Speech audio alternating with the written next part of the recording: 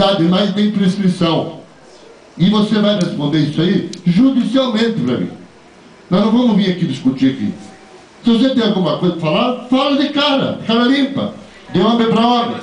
Mas não vir aqui querer jogar meu nome na lama e que nem é eu peço que a plateia e que nem é político. Mantenha. Então, as verdades que sejam ditas sejam claras.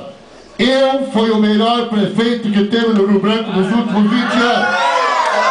Bom, quem mais fez obra do Rio Branco, e eu me orgulho disso, queria parabenizar aqui o Luiz Bueno, foi o vice que ficou comigo os 4 anos junto.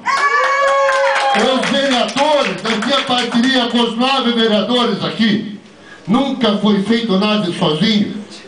O vereador presidente, que era o Aramis, depois do segundo mandato, o Valdemar, e os demais vereadores, até o teu pai, presidente, estava junto e com muito orgulho ajudou esse Rio Branco e me ajudou a fazer minhas obras.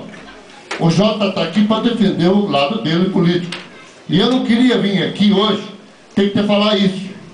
Mas infelizmente você tem que escutar mais verdade. Porque, ó, vir aqui jogar o nome da lama, fazer insinuações, isso não é dever do vereador. Você devia ser preocupado, vereador, de cuidar da situação atual.